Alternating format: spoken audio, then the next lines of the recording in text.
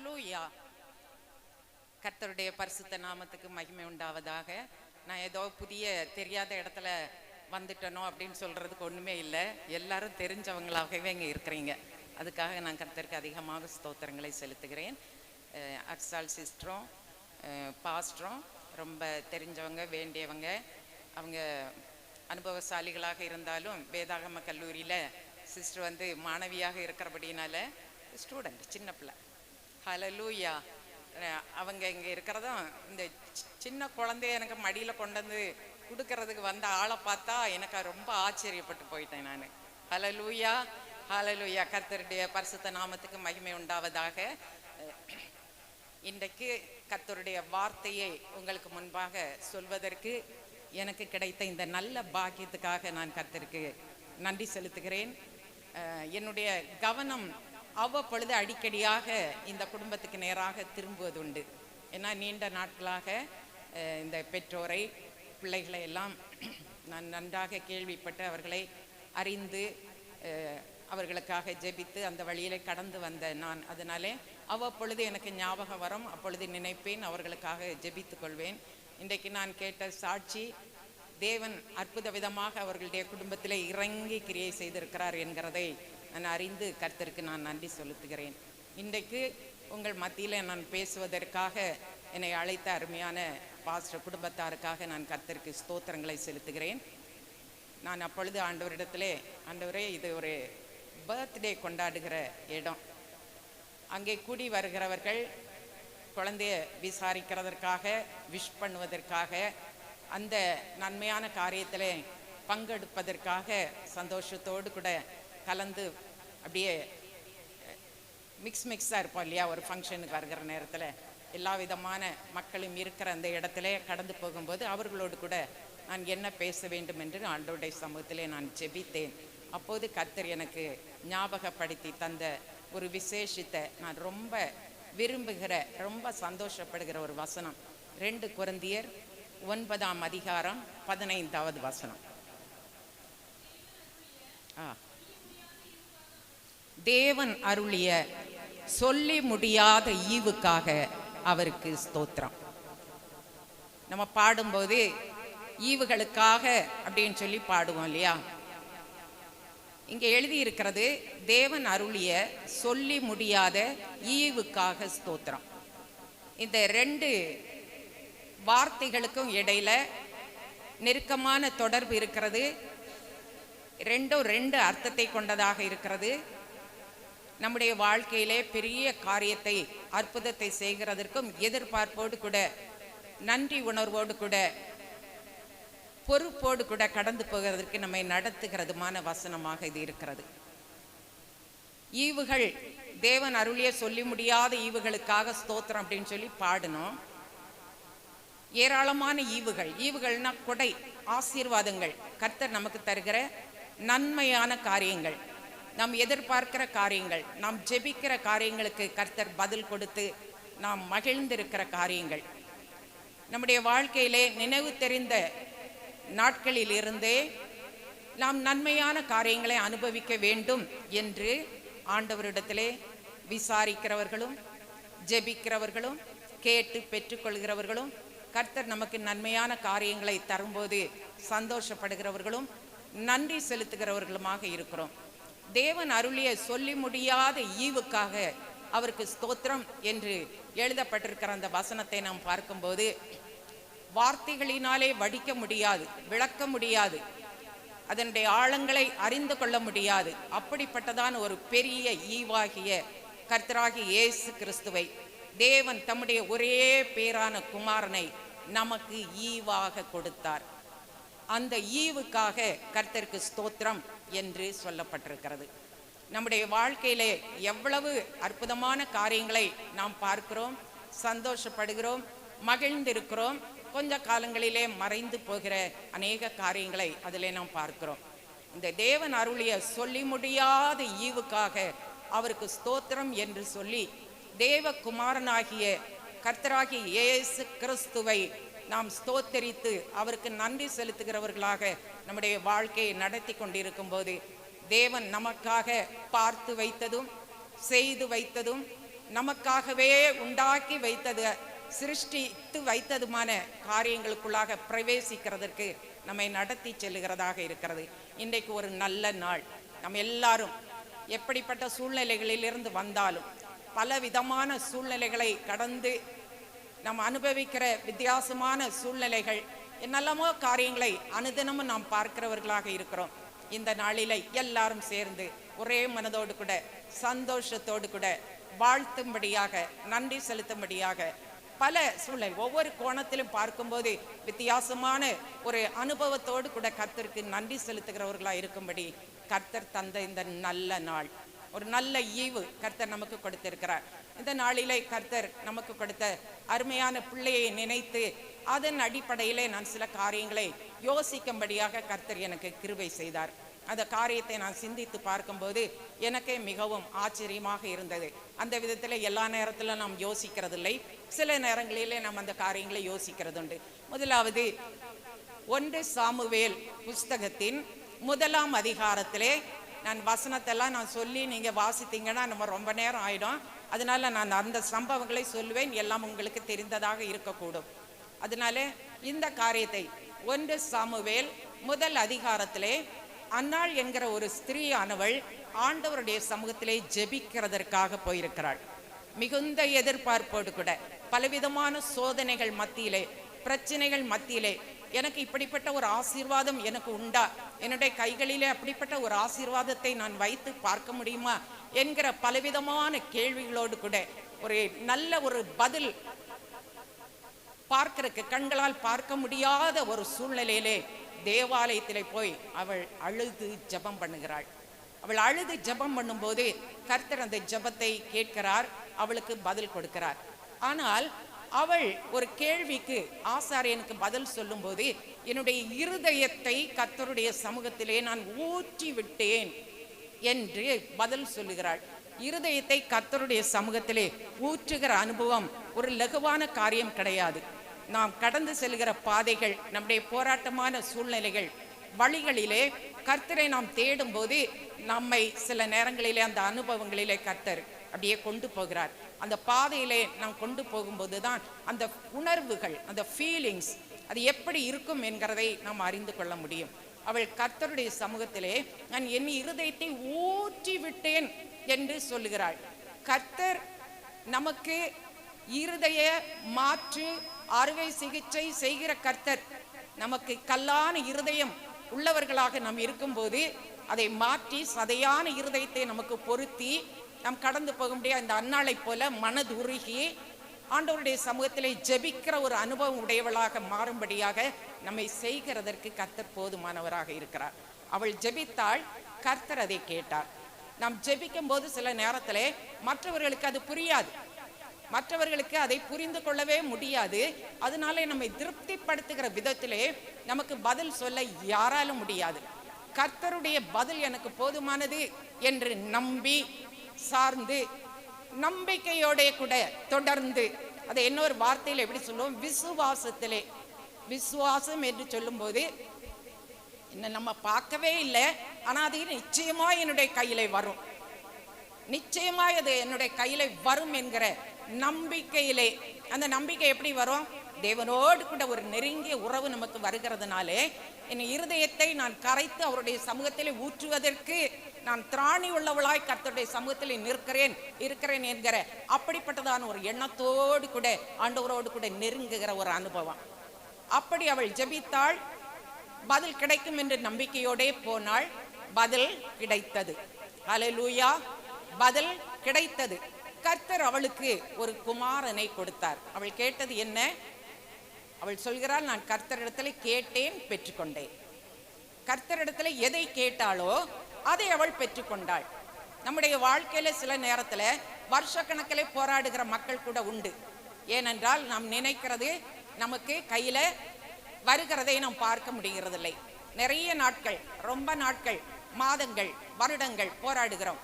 ஆனால் தேவன் நம்மிடத்தில் எதிர்பார்க்கிற காரியம் என்ன என்கிறதை நாம் மறந்து விடுவோம்.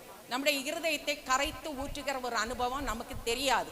அப்படிப்பட்ட ஒரு உள்ளத்தோடு, அப்படிப்பட்ட ஒரு அனுபவத்தோடு கூட ஆண்டவருடைய சமூகத்துக்கு போகிறதற்கு பழகி கொண்டோமானால் எந்த ஒரு காரியத்தை ஆண்டவரிடத்தில் கேட்கிறோமோ அதை ஏற்ற காலத்தில் நாம் பெற்றுக்கொள்வோம். அவள் ஒரு ஆண் பிள்ளை வேண்டும் என்று கேட்டாள். கர்த்தர் ஆண் பிள்ளையை ஏற்ற காலத்திலே கொடுத்தார். அந்த குழந்தையை அவள் பால் மறக்க பண்ணு மட்டும். அதன் பிறகு அந்த தேவாலயத்துக்கு அவள் வரவில்லை.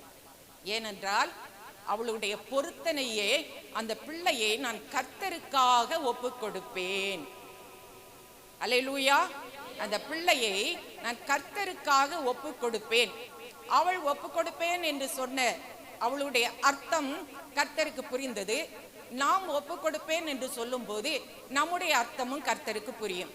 அல்லேலூயா. கர்த்தருக்கு எதை கொடுக்கிறதற்கு நாம் விரும்புகிறோமோ அதை முழுமையாய் பூரணமாய் எந்த ஒரு அப்பழுக்கும் இல்லாதபடிக்கு மன நிறைவோடு கூட தாராளமாக எந்த முறுமுறுப்பும் இல்லாமல் கர்த்தருக்கு கொடுக்க பழகி கொண்டீர்களானால் உங்களுடைய அந்த ஜபங்கள் எதுவாக இருந்தாலும் எவ்வளவு பெரிதாக இருந்தாலும் அது ஏற்ற காலத்திலே நடக்கும். அல்லேலூயா, அல்லேலூயா. அவள் ஒரு நாள் ஆலயத்துக்கு போகிறாள்.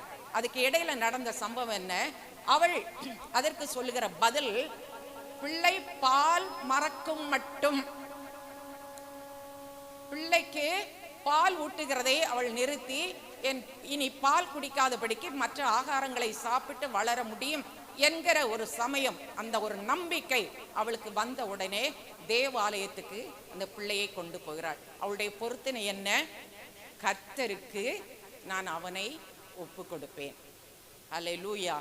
ஒப்பு கொடுக்கிறது நம்முடைய வாழ்க்கையில எதுவாக இருந்தாலும், பொருளோ வேற எந்த ஒரு காரியமோ, நம்முடைய வாழ்க்கையின் எந்த பகுதியையோ கர்த்தருக்கு கொடுப்பேன் என்று சொல்லுவோமானால் அதை பூரண மனதோடு கூட கர்த்தருக்கு கொடுக்க நாம் கற்றுக்கொள்ள வேண்டும். அவள் கேட்டாள், கர்த்தர் கொடுத்தார். அவள் பொருத்தனை பண்ணினாள், கர்த்தருக்கு கொடுத்தாள். இதெல்லாம் ஒரு பெரிய காரியம் அல்ல. அந்த குழந்தைய தேவனுடைய சமூகத்திலே அந்த ஊழியக்காரர் கேர் ஆஃப்ல கொண்டு விட்ட உடனே அந்த குழந்தை என்ன செஞ்சுச்சான் தெரியுமா? தேவனை பணிந்து கொண்டான் அப்படின்னு எழுதியிருக்கு. அல்லேலூயா. தேவனை பணிந்து கொண்டான். குழந்தையை வளர்க்கிற நேரத்துல குழந்தை தேவனை குறித்து அறிகிற அறிவிலே வளர வேண்டும். தேவனுடைய பிரசன்னத்தில் இருக்கிறதை கற்றுக்கொள்ள வேண்டும். குழந்தையை கொண்டு தேவ சமூகத்திலே தேவாலயத்தில் விடும்போது அந்த குழந்தைக்கு என்ன செய்ய வேண்டும் என்று தெரியும். எப்படி? தேவனை தொழுது கொள்ள வேண்டும், தேவனை பணிந்து கொள்ள வேண்டும், தேவனுடைய சமூகத்திலே நிற்க வேண்டும். இதற்காகவே நான் ஆயத்தப்படுத்தப்பட்டிருக்கிறேன் என்று அவன் தைரியமாய் அங்கே நின்றான். அப்புறம் நம்ம இப்போ டெய்லியும் சர்ச்சில் போய் ஜெபிக்கிற மாதிரி போக முடியுமா? முடியாது. வருஷத்துக்கு ஒரு தடவை போவாங்க. போகிற நேரத்தில் அவள் ஒரு சின்ன சட்டையை தச்சு கொண்டு அங்கே போவாளாம் மகனுக்கு கொடுக்கறதற்காக.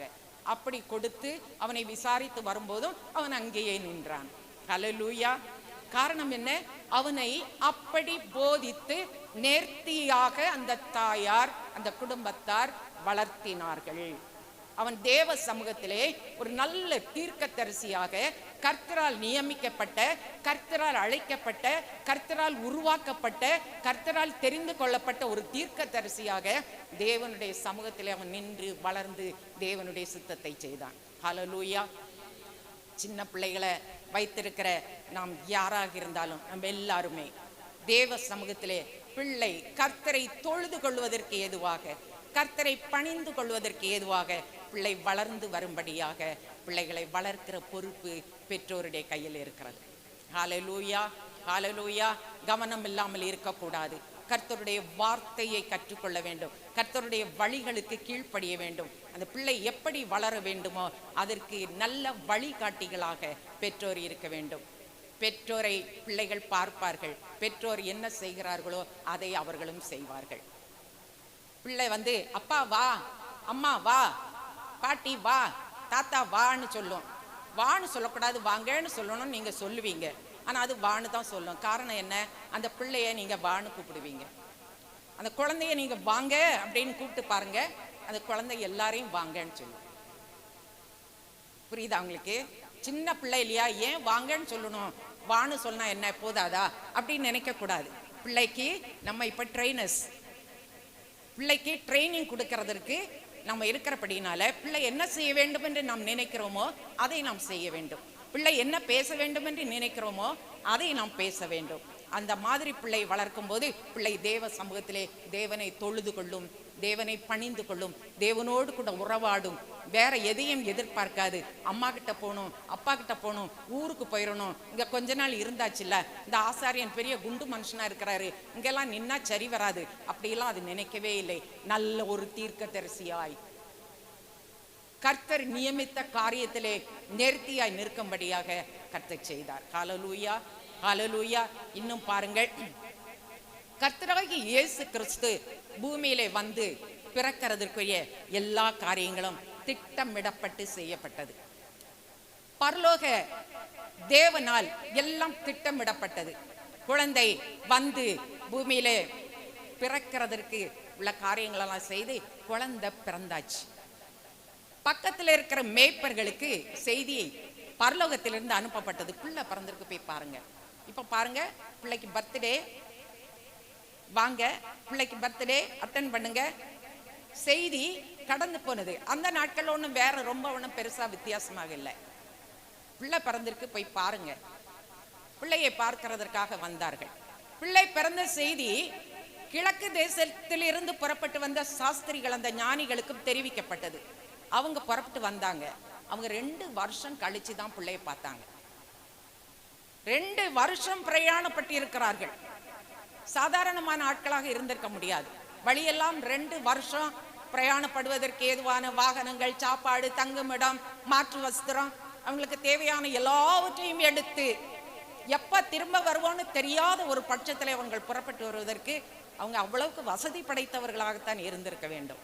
அவங்க வந்தாங்க. வந்து ஒரு நட்சத்திரம் வழிகாட்டி கொண்டே வந்தது. அந்த வழியின்படியே வந்தார்கள். ஆனா ஒரு மனுஷீகம் என்கிற ஒன்று இருக்குது பாத்தீங்களா, அது திடீர்னு இடையில பூந்து கொஞ்சம் ஒர்க் பண்ணும். அதையும் மேற்கொள்வதற்கான பலம் நமக்கு இருக்கும்படியான ஒரு ஜபாவி உள்ளவர்களாக நம்ம இருக்க வேண்டும்.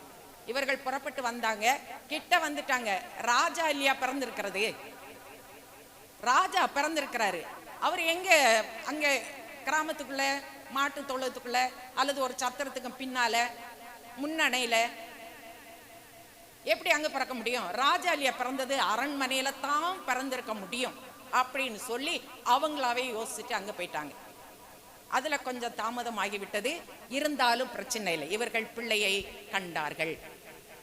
பிள்ளைய போய் பார்த்துட்டாங்க. என்ன வயசுன்னு நினைக்கிறீங்க? சாஸ்திரிகள் வந்து பிள்ளைய பார்க்கும்போது தொட்டில கிடந்த குழந்தைன்னு நினைக்காதீங்க, வளர்ந்துருச்சு பிள்ளை. 2 வயது பிள்ளையை அவர்கள் பார்க்க வந்தார்கள். வந்து அவர்கள் சாஷ்டாங்கம் பண்ணினார்கள், தங்களை தாழ்த்தினார்கள். அவர்கள் கையில கொண்டு வந்த கிஃப்ட அந்த பிள்ளைக்கு முன்பாக வைத்தார்கள், தொழுது கொண்டார்கள். ஹல்லேலூயா, ஹல்லேலூயா. ஏனென்றால் உன்னதத்தில் இருந்து நம்முடைய மகா தேவனுடைய ஒரே பேரான குமாரன் இந்த பூமியில வந்து நம்ம எல்லாருக்காகவும், உங்களுக்காகவும் எனக்காகவும் இந்த பூமியில நிறைய காரியங்களை செய்வதற்காக ஆயத்தத்தோட வந்திருக்கிறார். வந்து அவரை இவங்க வணங்குனாங்க, கிஃப்ட் எல்லாம் கொடுத்தாங்க. எப்படி? அப்படி தாழ பணிந்து தாழ்ந்து மோங்குப்புற விழுந்துட்டாங்கன்னு வச்சுடுங்க.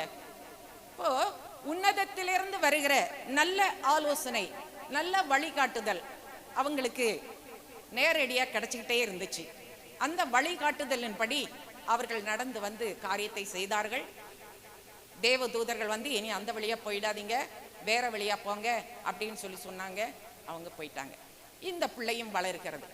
இந்த பிள்ளை வளரும் போது தேவனுடைய ஞானம், தேவனுடைய கிருபை, அவர் வளர்கிற வளர்த்தி ஒரு வித்தியாசமானது. மனுஷருடைய தயவும் இருந்தது. ஹல்லேலூயா. பாருங்க, ஒரு குழந்தை தேவனுக்காக வளர்ந்து பெரிய ஆளாக வந்து தேவனை மகிமைப்படுத்தும்படியாய், தேவனுடைய ராஜ்யத்தை கட்டி எழுப்பும்படியாய், விஸ்தாரப்படுத்தும்படியாய் அழைக்கப்பட்ட, தெரிந்து கொள்ளப்பட்ட, அதற்காக தாயின் கர்ப்பத்திலே உருவாக்கப்பட்ட நிலையிலே வெளியே வரும்போது அந்த குழந்தைக்கு மனுஷர் தயவும் தேவை இருக்கு. ஹல்லேலூயா. மனுஷன் ஒருத்தருக்கு தயவும் எங்களுக்கு வேண்டாம், எங்களுக்கு அப்படி இப்படி அப்படி இல்லை. ஆண்டவராகிய இயேசு கிறிஸ்து நம்மை ரட்சிக்க வந்த நம்முடைய ரட்சகர், நம்முடைய பாவங்களை மன்னிக்க வந்தவர், நம்மை நரக அக்கினியிலிருந்து தப்பி பிழைத்து பரலோக ராஜ்யத்திலே சேர்வதற்கான எல்லாவற்றையும் செய்வதற்கு வந்தவர் மனுஷர் தயவிலும் வளர்ந்தார். ஹல்லேலூயா. அப்போ ஒருத்தருக்கு ஒருத்தர் தயவு பண்ணுவதற்கு தாராள குணமுள்ளவர்களாக நாம் இருக்க வேண்டும். நம்முடைய குணாதிசயங்கள் மாற்றம் அடையும் போது, நாம் தேவனுக்காக வளரும் போது, தேவனுக்காக பெருக்கம் எடுக்கும் போது, வலது புறத்தில் இடது புறத்தில் இடந்தும் கொண்டு பெருகி அப்படி காரியங்களை செய்கிற அந்த நேரத்துல நமக்கு எப்போதுமே மனுஷர் தயவு நமக்கு வேண்டும். தேவன் தம்முடைய ஞானத்தை தாராளமாய் கொடுக்கிறார், தம்முடைய கிருபையை கொடுக்கிற. கிருபை தான் வந்து பறந்து நிக்குது. ஹல்லேலூயா. அதனால மனுஷர் தயவு ஒருவருக்கொருவர் பாராட்டும்படியாக தேவன் நமக்கு முன்மாதிரியை வைத்திருக்கிறார். அதனால மன தாராளத்தோடு கூட, இருதயத்தின் ஆழத்தில் இருந்து, விசாலமான இருதயத்தோடு கூட, எந்த முறுமுறுப்பும் இல்லாதபடிக்கு நாம் வந்து அந்த தயவு பாராட்டுறதுக்காக, தயவு பாராட்டுறதுன்னு என்ன, சகாயம் பண்றதுக்கு அதுக்குள்ளதான் இருக்கு, உதவி செய்யறது அதுக்குள்ளதான் இருக்கு, தூக்கி விடுறதும் அதுக்குள்ளதான் இருக்கு, காப்பாத்துறதும் அதுக்குள்ளதான் இருக்கு. எல்லாம் எப்படின்னா நல்ல குணாதிசயம், தெய்வீக குணாதிசயத்தோடு கூட சிறு பிள்ளைகளோடு கூட அணுகி அவர்கள் வளருவதற்கு எல்லாரும் தேவனுடைய பிள்ளைகள் ஒருவருக்கொருவர் சப்போர்ட் பண்ணுகிறவர்களா இருக்க வேண்டும். ஹல்லேலூயா, ஹல்லேலூயா. அது வந்து அப்படி இல்லை இப்படி இல்லை, அந்த வாசல் எட்டி பார்க்காத, இங்கே போகாத அப்படின்னு உலக பிரகாரமாக நிறைய சட்ட திட்டங்கள் அப்படி இப்படிலாம் இருக்கும். அதற்காக அந்த நியாயத்தை விட்டு நீங்கி வேற மாதிரி காரியங்களை செய்யறதற்காக அல்ல, கிறிஸ்தவ ஒழுக்கம் என்று இருக்கு இல்லையா, அந்த ஒழுக்கத்தின் அடிப்படையில காரியம் செய்வதற்காக பிள்ளைகள் வளருவதற்கு எல்லாருடைய கரம் அதில் இருக்க வேண்டும். பெரியவர்கள் தொடங்கி சிறியவர்கள் வரைக்கும், ஊழியக்காரர்கள் தொடங்கி சாதாரணமானவர்கள் மட்டும், பெற்றோர் தொடங்கி உறவினர்கள் வரைக்கும் எல்லாரும் பிள்ளை வளர்ந்து தேவ கிருபையிலே பெருகிறதற்காக, தேவ ஞானத்திலே வளருவதற்காக நாம் எல்லாரும் சகாயம் பண்ணுகிறவர்களாக நாம் இருக்க வேண்டும். ஹல்லேலூயா, ஹல்லேலூயா. இந்த லூக்கா சுவிசேஷம் 2ஆம் அதிகாரத்தின் 52ஆம் வசனத்துல அதை நம்ம தெளிவா பார்க்கிறோம். இயேசுவானவர் ஞானத்திலும் வளர்த்தியிலும் தேவ கிருபையிலும் மனுஷர் தயவிலும் அதிகமாய் விருத்தி அடைந்தார். அல்லேலூயா. அதிகமாய் விருத்தி அடைந்தார். சரி, இந்த குழந்தை பிறந்த போது அங்க அந்த நாட்டுல கலாச்சாரம் என்னன்னா, 8வது நாள் ஆண் பிள்ளையாக இருந்தால் விருத்த சேதனம் பண்ணுவார்கள், பிள்ளைக்கு ஒரு பெயர் வைப்பார்கள். தேவனுக்கென்று ஒப்புக் கொடுக்கும்படியாக, தேவனுக்கு பலி செலுத்தும்படியாக அந்த பெற்றோர், அந்த பிள்ளையை பெற்ற தாயார் ஆலயத்துக்கு போகிறதற்காக அங்கே சில சட்டங்கள் இருக்கிறது. ஆண் பிள்ளையை பெற்றால் இத்தனை நாள் ஒதுங்கி இருக்க வேண்டும், பெண் பிள்ளையை பெற்றால் இத்தனை நாள் ஒதுங்கி இருக்க வேண்டும் என்று. அந்த நாட்கள் முடிந்த பிறகு அவர்கள் தேவாலயத்திலே இந்த பிள்ளையை கொண்டு கர்த்தருக்கென்று ஒப்புக் கொடுக்கும்படியாக தேவாலயத்துக்கு போவார்கள். அப்படி தேவாலயத்துக்கு போகும்போது அங்கே ஒரு சம்பவம் நடக்கிறது. என்ன சம்பவம் நடந்தது என்றால், தேவாலயத்திலே சிமியோன் என்கிற ஒரு மனுஷன் இருக்கிறார். அவர் தேவனுடைய ஆவியினால் நிரப்பப்பட்டு இருக்கிறார், தேவனுடைய ஆவி அவருக்குள் இருந்தது என்று சொல்லப்பட்டிருக்கிறது.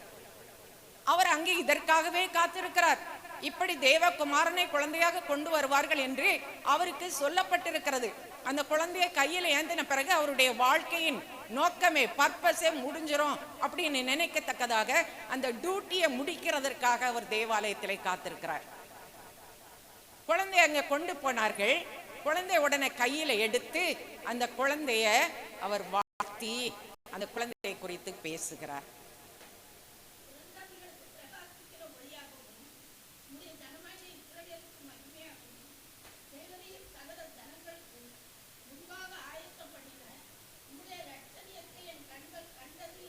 உம்முடைய ரட்சணியத்தை என்னுடைய கண்கள் கண்டது என்றார். அந்த குழந்தையை குறித்து அவர் பேசினார். போதும் சிஸ்டர், எல்லாரும் ஆச்சரியப்படத்தக்க விதத்திலே அந்த குழந்தையை குறித்ததான காரியத்தை அவர் சொல்லுகிறதை பார்க்கிறோம். அவர் சொல்றார், என் டியூட்டி முடிஞ்சுப்பா, கர்த்தர் என்ன நோக்கத்தோடு கூட இந்த பூமியில என்னை வைத்திருந்தாரோ அந்த காரியம் இன்றைக்கு நிறைவேறிற்று. குழந்தை வந்துச்சு, தேவகுமாரன் இங்க வந்துட்டாரு, நான் கையில எடுத்துட்டேன், இவர்தான் அவர். அவருக்கு இயேசுன்னு பேர் போட்டிருக்காங்க. அவர் இம்மானுவேல், நம்முடைய பாவங்களை நீக்கி நம்மை சுத்திகரிக்கிறதற்கு வல்லமை உள்ளவராக அவர் வந்திருக்கிறார். இதெல்லாம் அறியப்பட்ட ஒரு விஷயமாக இருக்கிறது. இன்னும் போகிறது. அதே நாள் அந்த ஆலயத்திலே ஒரு அம்மா வர்றாங்க, வயசான தாயார். வயசான தாயார் வந்து வர்றாங்க. அவங்களுக்கு 84 வயசுன்னு வேதம் சொல்லுது. 84 வயசு. அவர்கள் ஒரு விதவையான ஸ்திரீயானவள்.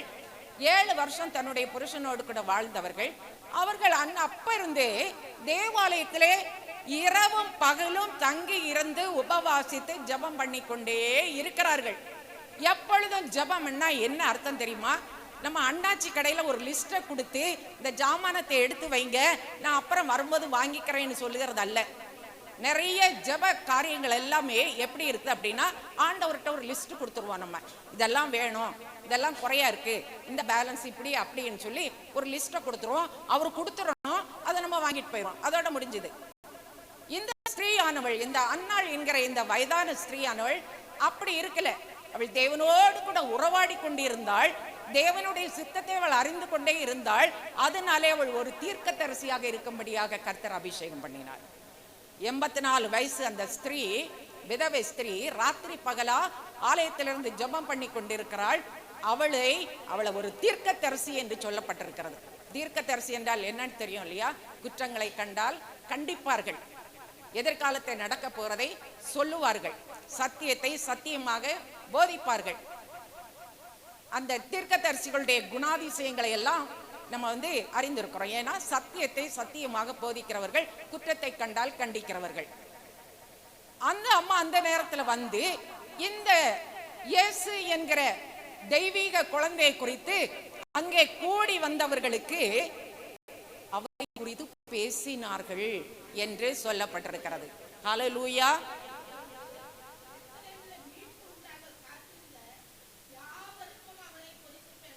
ஹல்லேலூயா.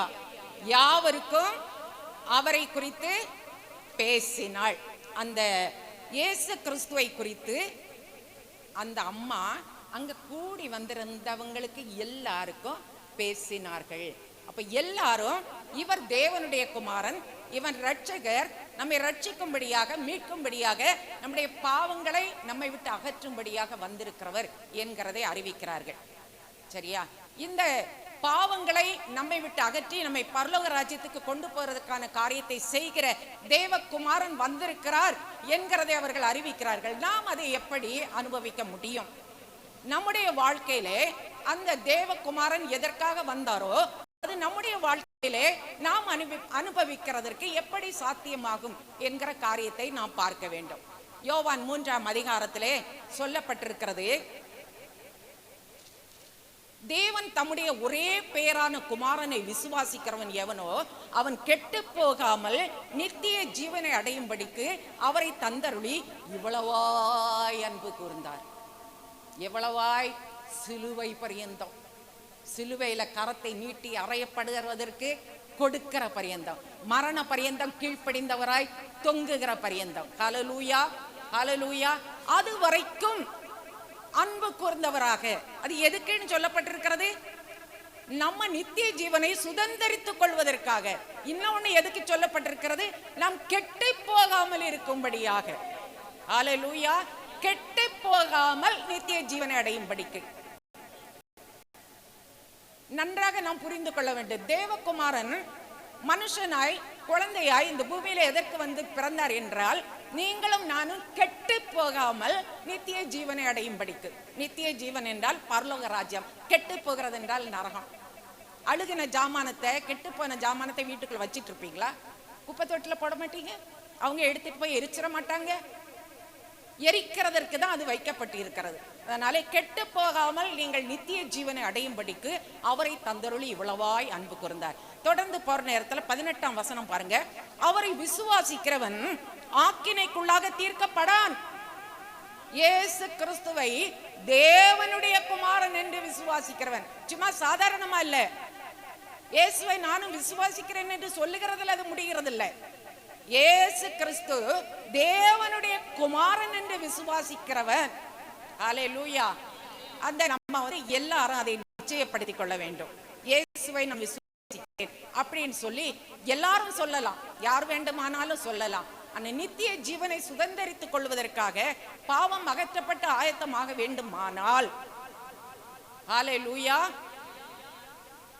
அவரை விசுவாசிக்கிறவன் ஆக்கினைக்குள்ளாக தீர்க்கப்படான்.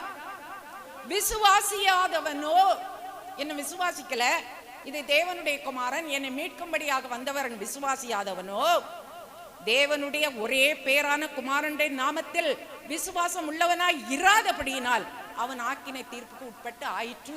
ஜட்ஜ்மெண்ட் ஏற்கனவே எழுதிட்டாங்க, ஜட்ஜ்மெண்ட் எழுதியாச்சு. இயேசுவை தேவனுடைய குமாரன் என்று விசுவாசிக்கிறவர்கள் பரலோக ராஜ்யத்துக்கு சுதந்திரவாளி, அவர்கள் நித்திய ஜீவனை சுதந்தரித்துக் கொள்வார்கள். அப்படி இல்லாத பட்சத்தில் அவர்கள் கெட்டு போகிறார்கள், அவர்கள் நித்திய ஜீவனை இழந்து விடுகிறார்கள், அவர்கள் நரக ஆக்கினைக்கு, அந்த அக்கினிக்கு தப்ப முடிகிறதில்லை. அதனால இயேசு கிறிஸ்துவை விசுவாசிக்க வேண்டும். யோவான் 1ஆம் அதிகாரத்துல 12ஆம் வசனம் இப்படி சொல்லுகிறது, அவருடைய நாமத்தின் மேல் விசுவாசம் உள்ளவர்களாய் அவரை ஏற்றுக்கொண்டவர்கள் எத்தனை பேர்களோ அத்தனை பேரும் தேவனுடைய பிள்ளைகளாகும்படி அவர்களுக்கு அதிகாரம் கொடுத்தார் அப்படின்னு சொல்லி ஒரு அத்தாரிட்டி, அதிகாரம் கொடுத்தார். எப்படி? தேவனுடைய பிள்ளைகள் ஆகும்படிக்கு. யார் தேவனுடைய பிள்ளைகள் ஆவார்கள்? இயேசு கிறிஸ்து தேவனுடைய குமாரன் என்று விசுவாசிக்க வேண்டும். ஹல்லேலூயா. அவர் சாதாரணமானவர் கிடையாது. சாதாரணமாக ஒரு சாதாரண பெண்மணி வயிற்றுல வந்து பிறந்துட்டதுனால சாதாரணமான ஆள் கிடையாது. அவர் கொஞ்சம் நல்ல ஞானம் உள்ளவராக பிறந்து வளர்ந்துட்டதுனால, கர்த்தர் அவரை ஆசீர்வதிச்சிட்டதுனால அவருக்கு கொஞ்சம் மேன்மை கிடைச்சிட்டு, அப்படி கிடையாது. தேவனுடைய குமாரன், அவர் தேவனுடைய குமாரன் நான் விசுவாசிக்கிறதுனால நான் தேவனுடைய பிள்ளை என்கிற அதிகாரத்தை பெறுகிறேன். எனக்கு ஒரு பவர், ஒரு அத்தாரிட்டி கிடைக்குது. எப்படி? நான் தேவனுடைய பிள்ளை.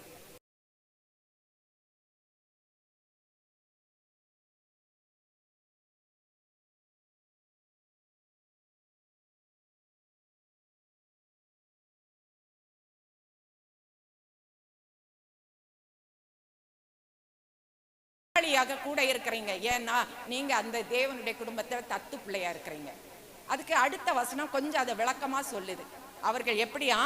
ரத்தத்தினாலாவது புருஷ மாம்ச சித்தத்தினாலாவது புருஷனுடைய சித்தத்தினாலாவது பிறவாமல் தேவனாலே பிறந்தவர்கள். ஹல்லேலூயா. இதுல ஒரு பெரிய கஷ்டம் அப்படி எல்லாம் ஒண்ணும் இல்லைங்க. இயேசு கிறிஸ்து தேவனுடைய குமாரன்கிறத நம்ம விசுவாசிக்கணும். அப்பவே தப்பிட்டோம் நரகத்துக்கு. அப்புறம் நான் தேவனுடைய பிள்ளை அப்படின்னு சொல்றதுக்கு ஒரு அதிகாரமும் நமக்கு கிடைக்குது. நம்ம மனுஷ சித்தத்திலோ ரத்தத்தினாலாவது புருஷனுடைய சித்தத்திலோ பரவாமல் ஆவிக்குரிய ரீதியாக தேவனுடைய குடும்பத்தில் பிள்ளையா இருக்கிறோம் அப்படிங்கறது அது நமக்கு சொல்லி தருகிறது. ஹல்லேலூயா, ஹல்லேலூயா. தேவனுடைய பிள்ளை. 3ஆம் அதிகாரத்துல ஆண்டவர் வந்து ஒரு பெரிய ஆபீசர், அங்குள்ள ஒரு கவர்மெண்ட் ஆபீசருக்கு சொன்னாரு, ஒருவன் மறுபடியும் பிறவாவிட்டால் தேவனுடைய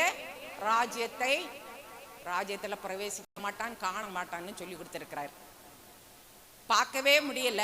நம்ம எங்க பார்க்கிறோம், எங்க இருக்குன்னு கேட்கறதுக்கு ஆட்கள் உண்டு. எங்க இருக்கிறது?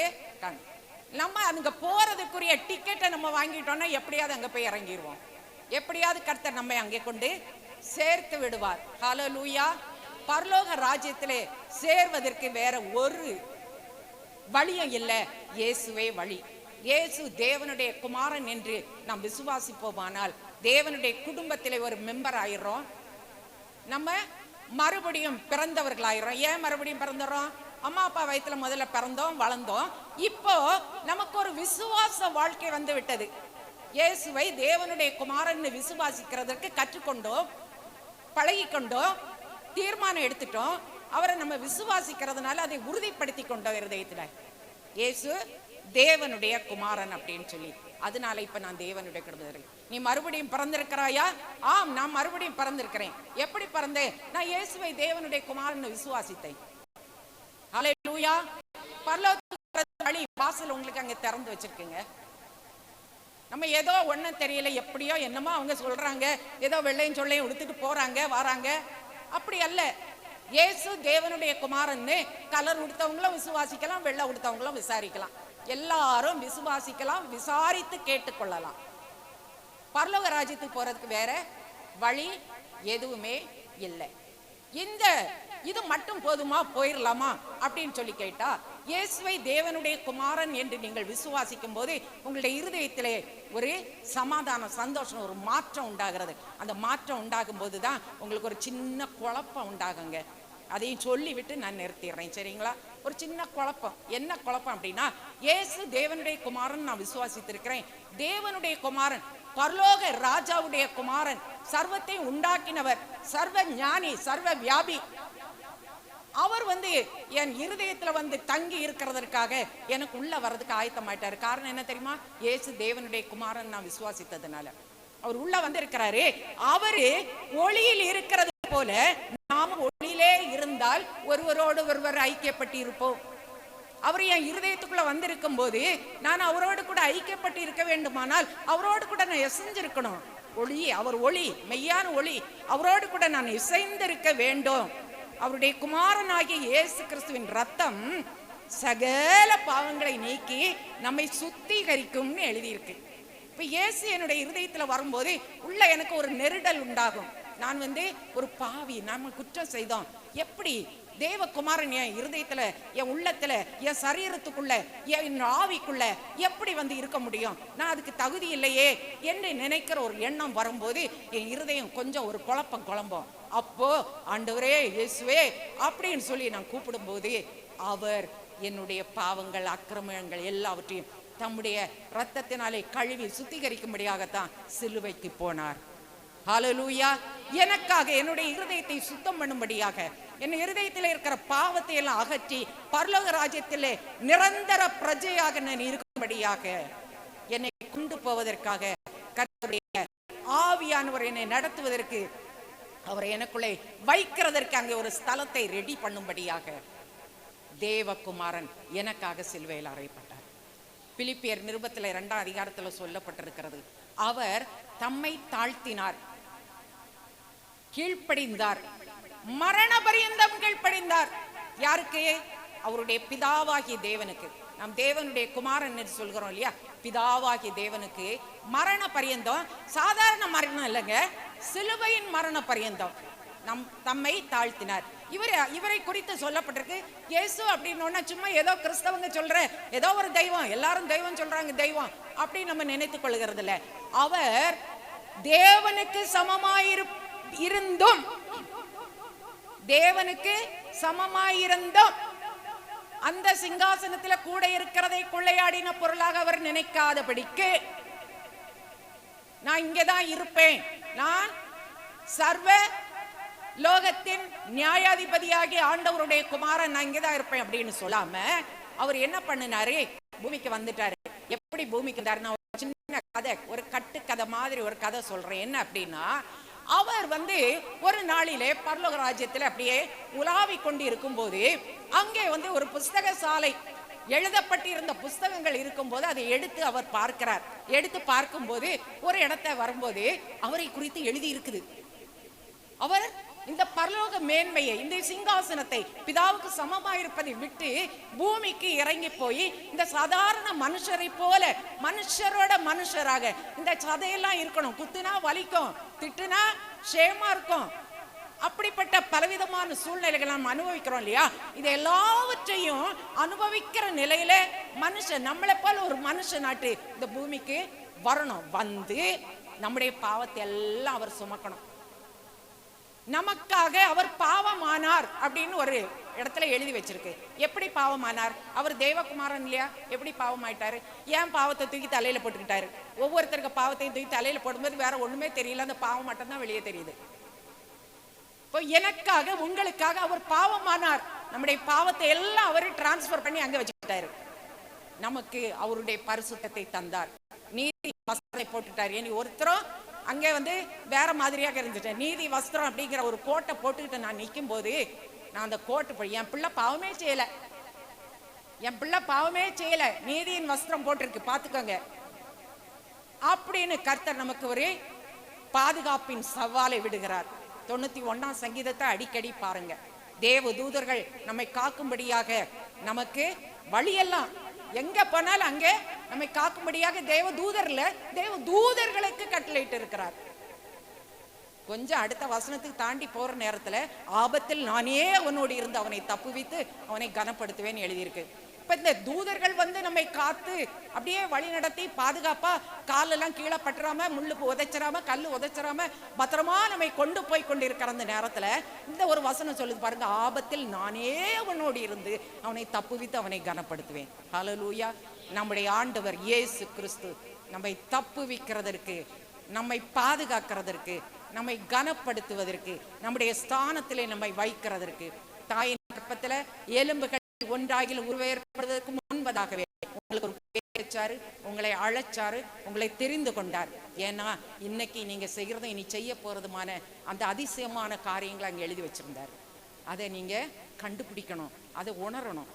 அந்த காரியத்தை செய்கிறதற்காக கர்த்தரிடத்துல ஒப்பு கொடுக்கணும். அந்த குழந்தையை கொண்டு ஆண்டவரிடத்துல ஒப்பு கொடுத்தார்கள் அப்படின்னு கர்த்தருக்கு ஒப்பு கொடுக்கும்படியாக தேவாலயத்துக்கு கொண்டு போனார்கள். இன்னைக்கு இந்த இடத்துல நான் இவ்வளவு நேரம் பேசிக்கொண்டிருக்கிறதை கேட்டுக்கொண்டிருந்த உங்களுடைய வாழ்க்கையில, உங்க இருதயத்துல ஒருவேளை கர்த்தருடைய ஆவியானவர், அந்த இயேசு கிறிஸ்து தேவனுடைய குமாரன் இடைப்படுவாரானால், உங்களிடத்தை பேசுவாரானால், அவருடைய பரிசுத்தமான ரத்தம் உங்களுடைய பாவங்களை கழுவி உங்களை சுத்திகரிக்கும். உங்கள் பாவங்களை கழுவி சுத்திகரிக்கும். நமக்கு பாவம் இல்லை என்போமானால் நம்ம சுத்திகரிக்கப்பட முடியாது, நித்திய ஆக்கினைக்கு நேராக போக வேண்டியிருக்கும். இன்றைக்கு ஒரு சான்ஸ் கர்த்தருடைய சமூகத்திலே நமக்கு கொடுக்கப்பட்டிருக்கிறது. நம்ம ரட்சிக்கப்பட்டு இருந்திருக்கலாம், தேவாலயத்திலே நம்ம அங்கத்தினராக இருக்கலாம், தினந்தோறும் வேதம் வாசிக்கிறவர்களாக இருக்கலாம், தினந்தோறும் 3 வேளை ஜெபிக்கிறவர்களாக இருக்கலாம். ஆனால் உங்களுடைய இருதயத்தில் ஒரு நெருடல் இப்பொழுது தோன்றுமானால், நான் கெட்டு போகாமல் நித்திய ஜீவனை அடையும்படிக்கு தேவகுமாரனை தந்தருளி இவ்வளவாய் அன்பு கூர்ந்த அந்த பரம பிதாவுக்கு முன்பாக இயேசு கிறிஸ்துவின் நாமத்தினாலே என்னை நான் ஒப்பு கொடுக்கிறேன். ஆண்டவரே, என்னை ஒரு முறை கூட சுத்திகரியும். நான் என்ன நோக்கத்தோடு கூட இந்த பூமியிலே என்னை நிறுத்தி வைத்திருக்கிறீரோ, எதற்காக சிருஷ்டித்தீரோ, அந்த நோக்கம் நிறைவேற வேண்டும். அந்த காரியத்தை நான் செய்ய வேண்டும். அந்த சிமியான் என்ன சொன்னாரு? ரட்சணியத்தை கண்டாச்சு, இனி அவருடைய டியூட்டி முடிஞ்சாச்சு. அதனால இன்னைக்கு ரட்சணியத்தை பார்த்தா டியூட்டி முடிஞ்சிடும் நினைக்காதீங்க. அப்படி அல்ல. நமக்கு கர்த்தர் கொடுத்த டியூட்டியை செய்து முடிக்கிற வரைக்கும் அவர் நம்மோடு கூட இருந்து நம்மை நடத்துவதற்கு போதுமானவராக இருக்கிறார். அவர் தூதர்களை டிப்ளாய் பண்ணணும், அவர் நம்ம கூட வரணும். அந்த காரியத்தை செய்வதற்கு நம்ம விசுவாசம் உள்ளவர்களாக இருக்கணும். சும்மா சாதாரணமா எப்பவோ நம்ம கூட ஆண்டவர் திரிவாருன்னு நம்ம நினைக்கவே கூடாது. நாம் அவரை விசுவாசிக்க வேண்டும். அப்பொழுது அவர் நம்ம கூட இருப்பார், நம்மை நடத்துவார், நம்மை கனப்படுத்துவார், உயர்த்துவார். இன்றைக்கு இந்த சின்ன பிள்ளையுடைய பர்த்டே காரணமாக இந்த ஒரு நல்ல ஒரு கூடுகையை கர்த்தர் நமக்கு தந்தார். இதை நாம் பயன்படுத்தி கொண்டோமானால் வாழ்க்கை பூரா நம்ம மறக்காது. இந்த பர்த்டேல நம்ம அங்க போனோம், அந்த இடத்துல கர்த்தர் என் இருதயத்துல பேசினார், என் கூட பேசினார். நான் சந்திக்கப்பட்டேன். அன்றிலிருந்து நான் கர்த்தருக்காக அதுவரைக்கும் இல்லாத விதத்திலே, வித்தியாசமான விதத்திலே அவரை நான் சேவிக்கிறேன் என்று சொல்லும்படியாக இந்த பூமியிலே அவருடைய ராஜ்யத்தை விஸ்தாரப்படுத்துவதற்கு எனக்கு என்ன ஸ்தானத்தை கர்த்தர் வைத்திருக்கிறாரோ அதை நான் கண்டுபிடித்து அந்த ஸ்தானத்தை நான் நேர்த்தியாய் செய்ய கர்த்தர் எனக்கு தயவு பண்ண வேண்டும் என்கிற ஒரு அப்படிப்பட்டதான ஒரு உயர்ந்த நோக்கத்தோடு கண்களை மூடி ஆண்டவருடைய சமூகத்திலே உங்களை ஒப்புக் கொடுங்கள். கர்த்தர் பெரிய காரியங்களை உங்களுக்காக செய்வார்.